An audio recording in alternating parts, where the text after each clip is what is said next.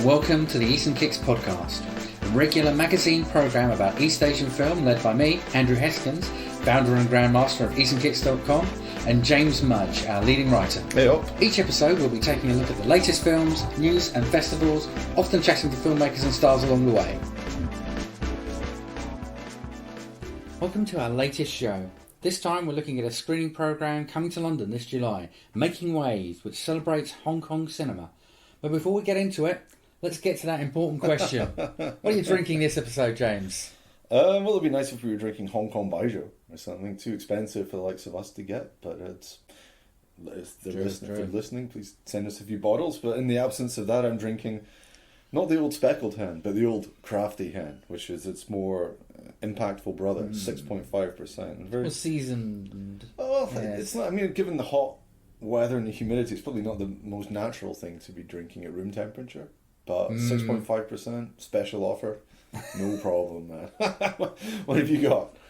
So I've gone for another one of these Bruges type deals. So Yes. I've got Straffe Hendrik Bruges Quadruple Beer. Oof, 11. 11. And 11%, yes. So Nice, that'll nice. keep me going. You'll be nicely hydrated in this goddamn heat. Well, this mine's chilled. Here's to it. Cheers. Oh, not bad.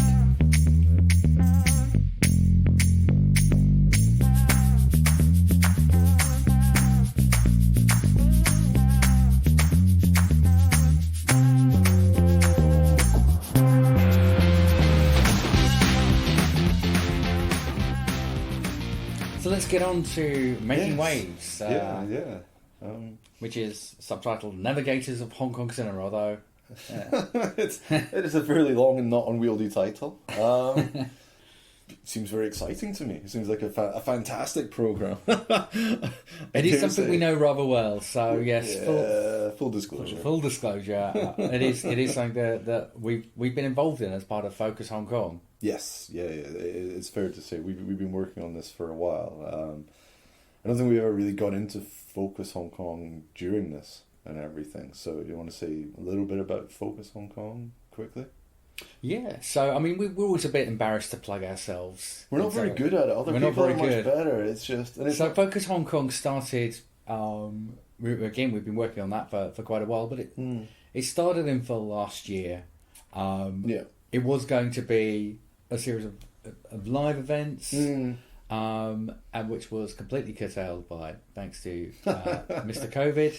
Yes. And we went online at the beginning of last year, the Chinese New Year, and then we did another event a month after that. So we had an online screening program, and it sort of became part of Chinese Visual Festival, which I think we have mentioned on this program that we've been. We probably mentioned it. We probably half mourned it, not massively, but it kind of we were doing Focus. If not, we had a focus on Hong Kong at Chinese Visual Festival before. For years. We were doing stuff like Stanley Kwan, Rouge, whatnot, Men on Dragon. Yeah. So we've been doing this for years, and this was us kind of like taking it into, because we just wanted to like more genre films, more classic Hong Kong cinema, showcasing it, from the early stuff to some of the newer stuff and everything. So it's it is ours. This is Focus Hong Kong coming, the entire team coming at you live or pre-recorded, whatever. But it is basically Straight out your wireless. Just going straight out of bow.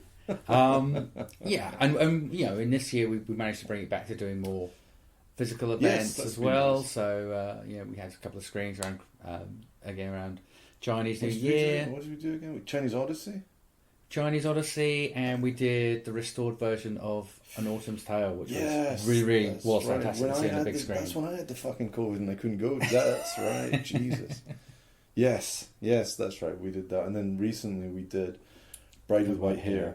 Finally screened Bamboo Theatre, which was originally going to be one of the live events that we were going to do for Chinese New Year. Oh, at the back. Beginning of absolutely, yes, you're right. That was the one that was exactly cut off by the COVID out. Oh, Jesus, man. So it's been going a while. So I guess this is the first.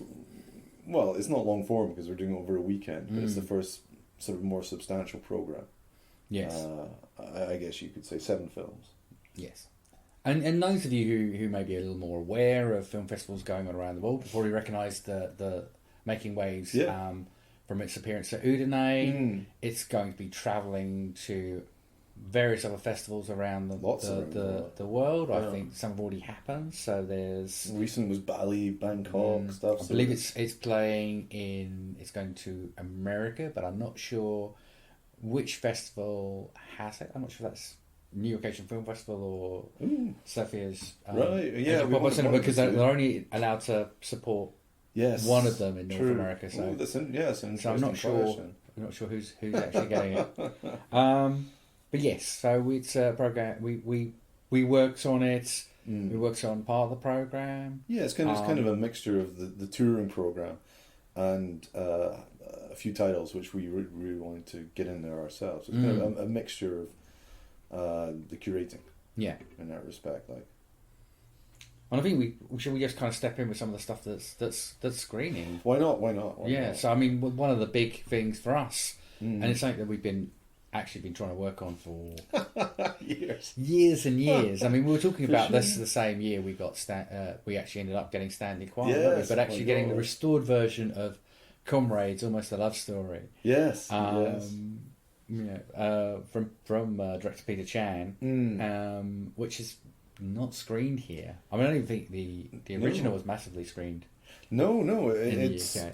Absolutely, and it's still an incredibly popular film, both because it's fantastic and also partly because of that. It's been so hard to get. It came at the right time, didn't it? Because it was just before the handover. You've got that's right, it's 96. Yeah, you've got Maggie Cheung, Leon Lai, great kind of sporting cast like Eric Chang and Kirsty Young and and Chris Doyle as well. That's right, he's actually in it. Yes.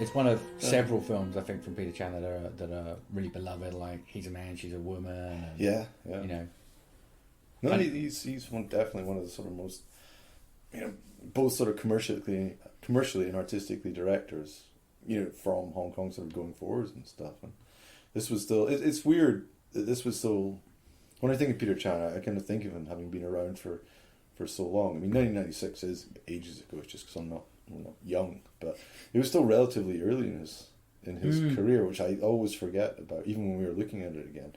Because his debut was only, 91 or something, wasn't it? Eric and Alan. Yes. So this was only 5 years after that, whereas I think of him as one of these guys he'd been producing, acting and stuff, doing everything since like the early 80s, but this as a director was still fairly... I mean, he's another one of these guys who grew up in the industry. So I remember when I interviewed him a couple of times, but his dad worked at Shaw Brothers, I think, and worked on things like One Armed Swordsman and stuff like that. So, I mean, he's definitely in the business. And I think the other thing, I mean, we have talked about that on the program as well. We did an episode on Wuxia, but he was very... That's right. Jesus. He was very good at getting into the sort of Pan-Asian kind of horror scene when it was starting, and working with the Korean directors like Park Chan-wook and Kim Ji-woon, and as part of those Three Extremes 2, which is actually free. Christ. Thanks to the bizarre UK titling. But yeah, he really got into that very, very early on. And I think, one of the other highlights from his career, I would say, is his film for the first three Going home. Yeah, which is him, and his old mate Eric Chang's in there as well. Yeah. That's really good because he produced The Eye, didn't he, as well? Remember that? Yeah, that's right. Yeah. That's right. Yeah, a lot of those films around that time, sort of. He's done a mad range of genres, I guess, and moved into sport films recently with Leap and Lean Out, which I haven't seen because they've not screened over here and stuff. But I'd be interested to. I mean, he's one of those guys who probably watch anything he actually does, even if it's just out of interest. But so really, I don't think. I mean, I've never seen because I at his best, and even on some of the mainland Chinese films that he's done, like Dearest, at his best, he's got lots of. Film.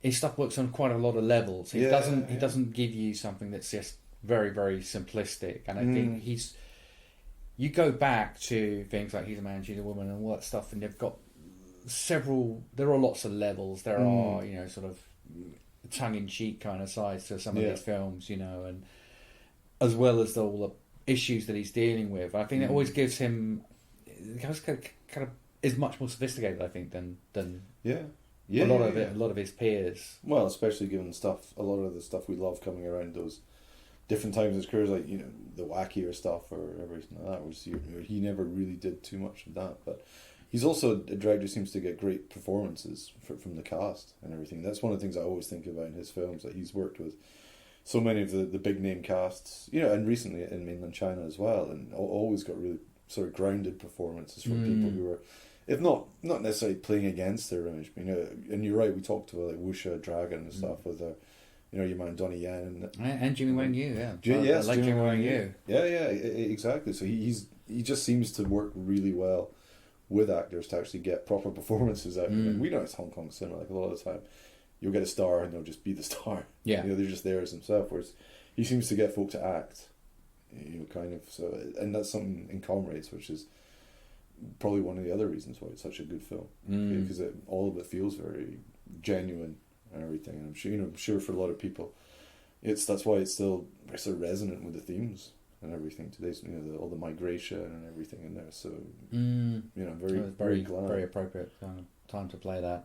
And the other exciting bit is that even though he's not going to be there in person, he's going to be on the screen there as a hollow. So what are we calling it? Hollow presence. Hollow presence, which just makes it sound creepier. We're going to summon him up with some digital Ouija board.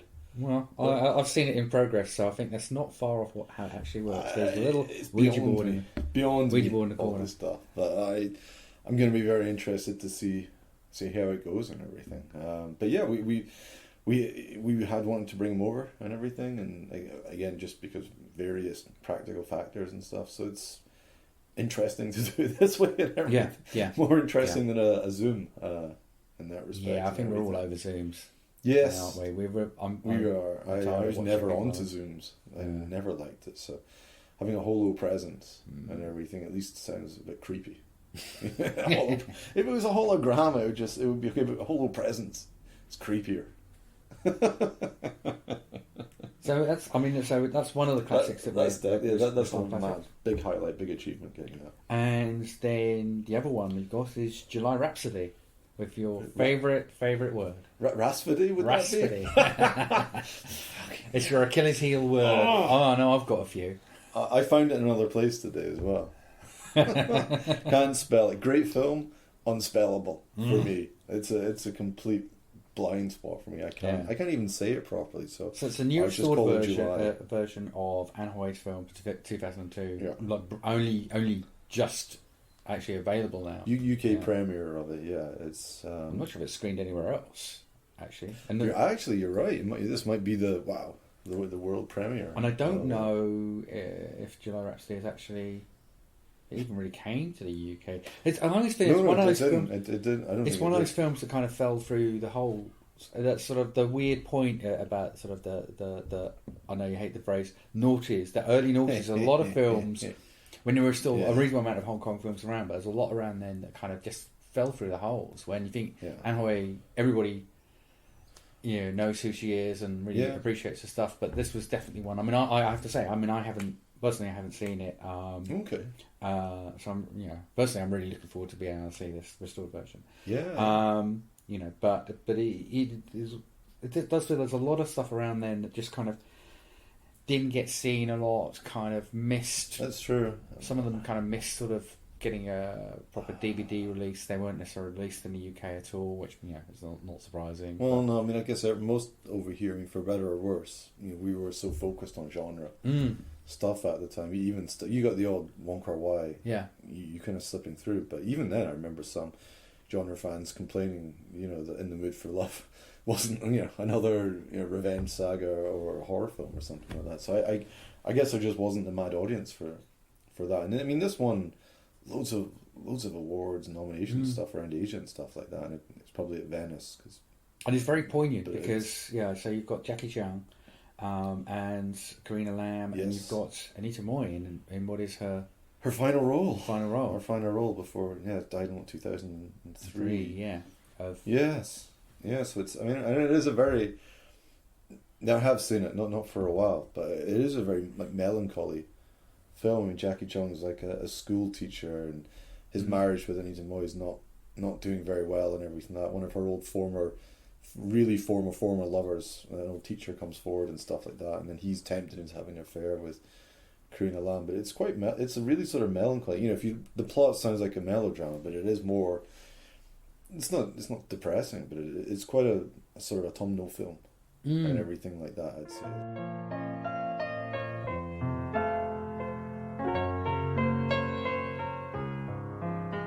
好過癮。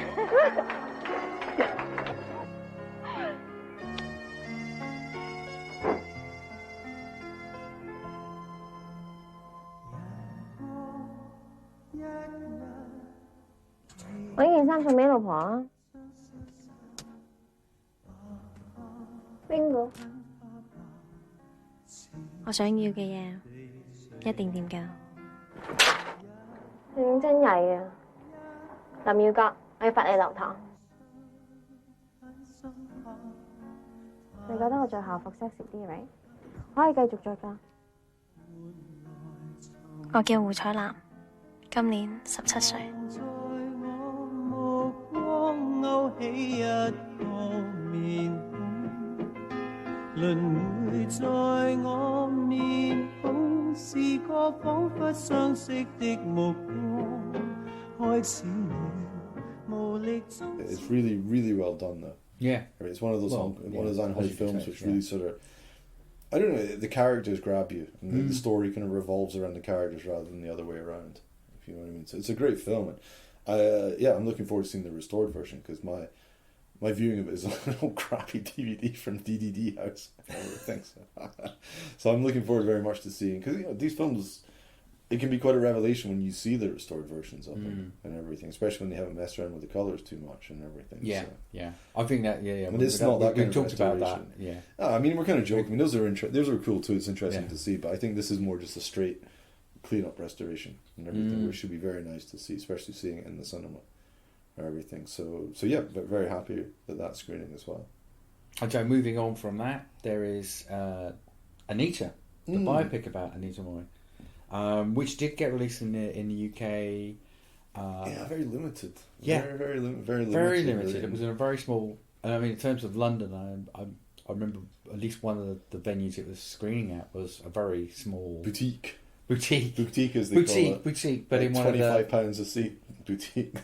One of the bigger Leicester Square cinemas. That's right. It was a Leicester. Yes, that's right. It was, and not very easy to actually get to see because all the seats were booked out. 我成日以為自己會想過啲平淡嘅生活，其實點過都冇所謂。同邊個過先至係最重要。台上3分鐘啊，台下10年功啊，係嘛？睇你個樣20歲都未夠，你做咗職業歌手3年，係15年。我細個嗰時屋企窮，所以我4歲已經出嚟唱㗎啦。幫你起埋個英文名，想要咩字頭啊 ？A 排第1。I mean, it's a great opportunity to see this. Yeah. It's good films. Good film as well, actually. Directed by Long Man Leong, who's best known for Cold War? Cold War 2. Helios. Which was a terrible Helios was a mess. I mean, I really liked the two Cold War films, but Helios was boring. yeah, and actually dull. Predictable, and and it had Sean Ewan, didn't it? Who actually was quite an interesting character within that sort of. That's right. But was completely wasted. I think like it was almost like it was set up like Cold War to need a sequel, but then everybody saw it and thought, "Nah, mate." Honestly, I can amaze you. I'm amazed you even remember that much about it. I just remember Mike Leader's in there a couple of times. Oh, okay. I didn't even remember that. Fair enough, but I just remember it exists and remember the DVD cover for that. So it's an interesting kind of change of literally a change of pace, really. Yeah. For a biopic for Anita. Yeah, it is that kind of like big budget, glossy biopic with concert footage in there and stuff as well. And he said he was inspired by The Crown, to make it and everything, which is actually, I mean, it's a good film. Like it's got that that kind of Bohemian Rhapsody, that kind of feel to it and everything like that. It's a nice retelling and stuff, which is well cast and everything like that.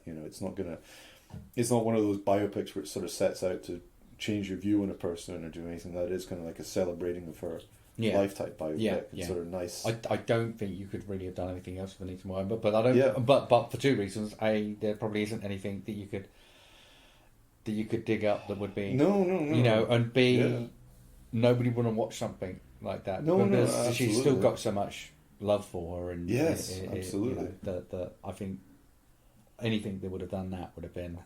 No, it wouldn't be much point in doing that anyway. But I think it is. It is definitely pitched more at that kind of like a sort of celebration of her and her talents type thing, which works well. The way it is, and it is a sort of glossy production. It's very, concerty and everything, a bit concerty if that's a word, but in that kind of way. So it's a nice film to open with, and it's nice. It's nice tying that in with opening with that and closing with July Raspberry. Raspberry. So, I mean, another film that's going to be give audiences a chance to see again is Hand Rolled Cigarettes as well. Yes, which is a great film. Yeah, didn't get massive shake of the stick in terms of chances to see it, and it's definitely one of the. It's definitely worth seeing. I mean, it is of that sort of. Yeah, it's a great noir and sort of thriller. It's not quite The Longest Night or anything, but it is that kind of gritty. We don't really see much of them coming from Hong Kong anymore. No. It is old school in that respect, so anyone who likes that kind of darker thriller with some sort of moral engagement and everything like that. Good old Gordon Lamb, who was really having a time of it. Last year, wasn't he, with that and Limbo? And it's sort of suddenly. I think we've discussed this on the program before, but just that kind of. He's been a supporting actor for so long, and even long before he was in Infernal Affairs and stuff like that. But all of a sudden, like in the last couple of years, suddenly he has become a leading man in some of the most interesting films coming out of Hong Kong as well. Yeah, and he's quite nicely being seen as one of these sort of like great talents, which is finally kind of getting recognition for stuff. Very, very deservedly. And he does seem to be a really nice guy as well, from what people say. So, well deserved, I think. Well deserved, and it's a good film. It's got that sort of neon sort of shady alleyways and everything like that, which we would remember very fondly from the 90s films and everything like that. So it's old school. Old school. 講一，唔講三，講二，唔講風，唔講雨。講咩？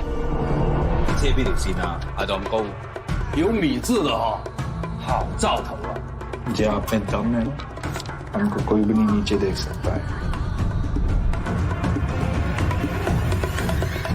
我叫問你啊，好啊，叉仔。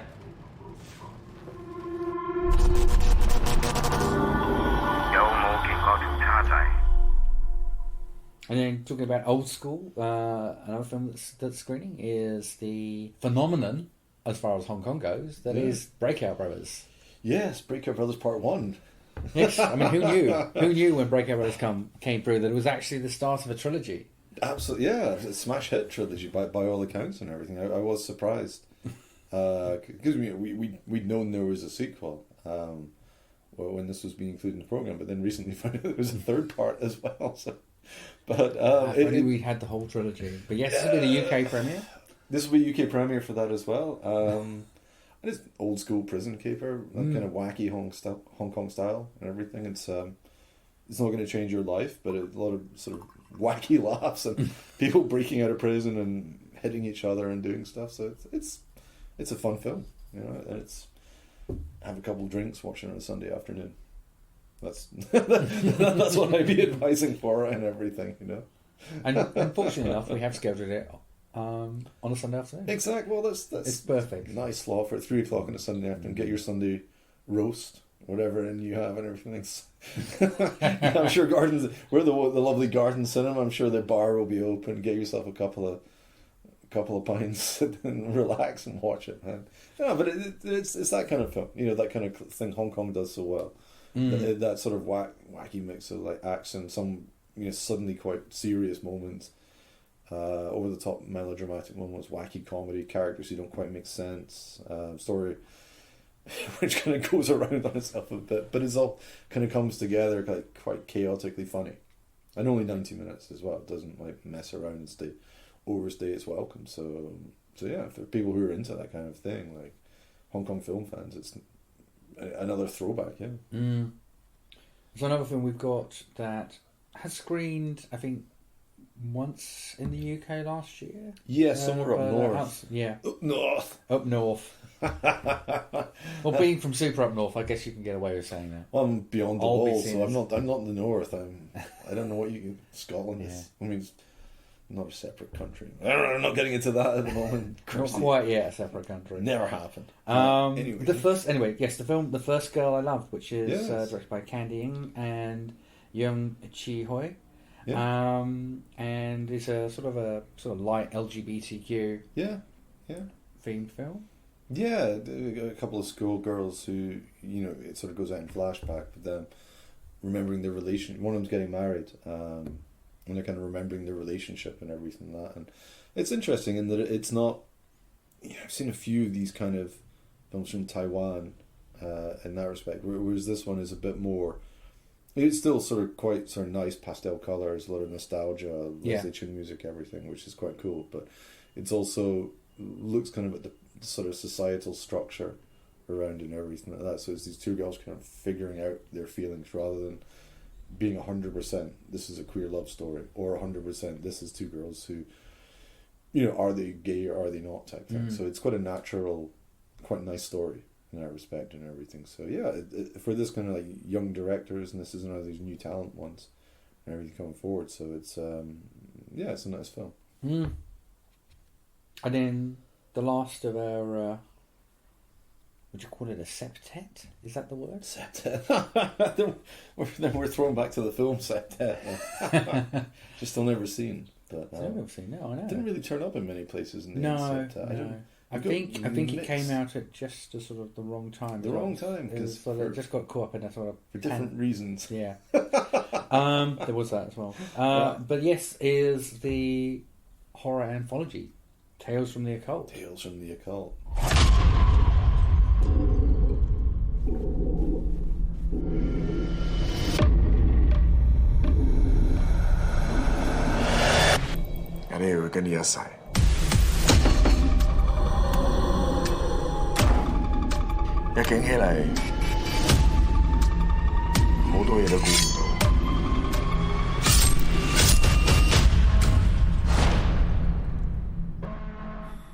The first one, and there's a couple more now.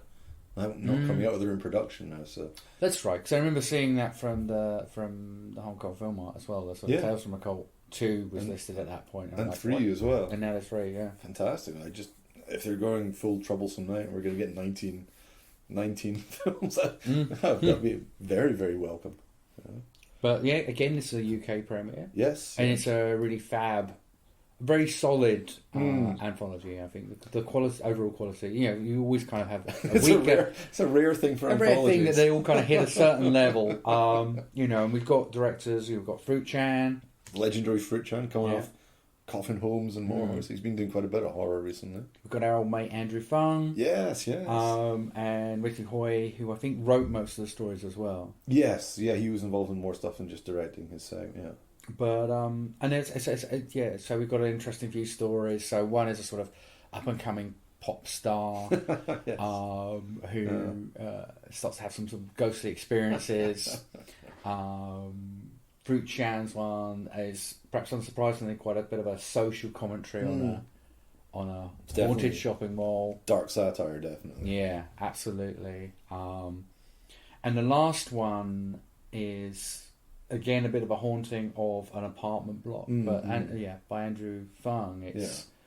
I think for me that's my absolute favourite of the trilogy. It's just it's tone perfect in the way that it hits the kind of the silly notes, but also has the kind of classic, proper scares in there as well. But I think and I don't say it's because Andy's a mate of mine, and he's we almost share a birthday. I didn't know that. Fair enough. Yeah. It's his birthday really is the good day show, before mine. So, but it's definitely all three. I liked all three. I mean, I love Hong Kong horror anthologies. I mean, I love my Amicus ones. I love my Hammer ones and stuff. But I really have a huge soft spot for any of these stuff. I mean, Troublesome Night, July the 13th, all this stuff. Every day that does not exist. Well, because there's one a few years back which was based on the Lillian Lee.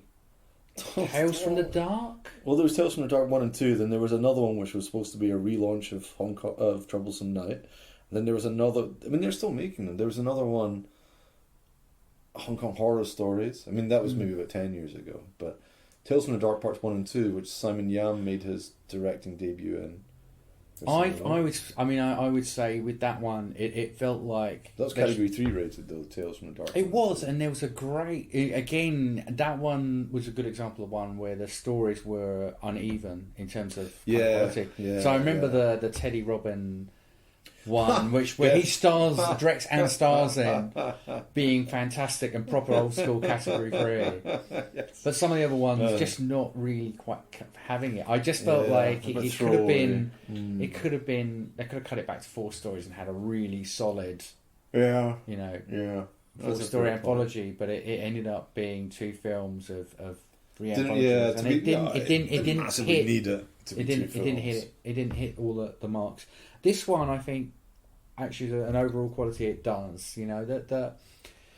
Like I said before, it said that they're all pretty solid films. Definitely, definitely. Yeah. None of them are filler in that respect. They're all definitely stand-up tales. So it's a very good, very representative of that sort of Hong Kong genre for horror. And with Hong Kong horror being so rare now, I mean, it's being able to get that was another one. I think we were very happy to. I mean, the other thing that's quite nice about the Fruit Chan one as well, being in the malls, it did remind me again of Biozombie, and kind of the massive need to really. Oh man! I mean, screening Biozombie would, that would be something I really hope we could one day do or anything. Or shoot a remake of it in one of these old shopping malls getting knocked down in Glasgow or anything like that. I mean, Biozombie will always be one of my favourite Hong Kong films. No question. No question. But yeah, the mall has a bit of that kind of going on in there as well. Sort of the little kind of humour about as well as all sorts of other kind of socially conscious aspects. Yeah. But it's just very nicely Hong Kong, if you know what I mean. Sort of very culturally or kind of rooted in a lot of things. Yeah. Which is one of the other reasons I think I really like Tales from the Occult, because it does just remind me of those other. I mean, Troublesome Night is so in Hong Kong. All of them, even when they're just at their most just pointless and meandering and everything, they're still fantastic films. Man. I love all the Troublesome Night films. 活於恐懼時，更能看清每一個人。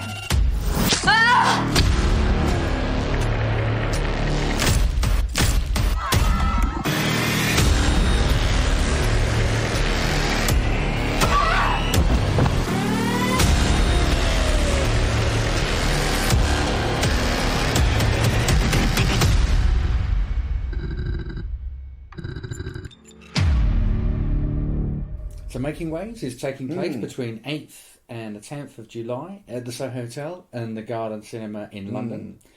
You can see the full listing at focushongkong.uk/makingwaves. So do check it out and support your Eastern Kicks podcasters. That's only £5 a ticket as well. Like, £5 a ticket. We do need to mention that it's not going to be out of pocket. Half the price of a pint in central London. True. Well, we don't really go into central London much. This will be our first drinking in central London for a long time. To be honest, we can go back to DMs. Dun, dun, dun. You get your delirium tremens again. Probably £80 a pint by now. Must be a little. Yeah.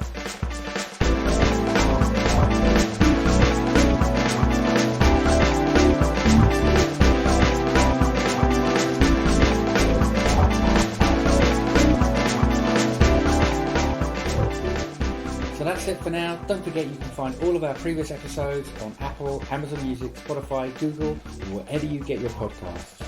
Subscribe now and you'll never miss an episode. But for now, cheers. Yeah, here's to it.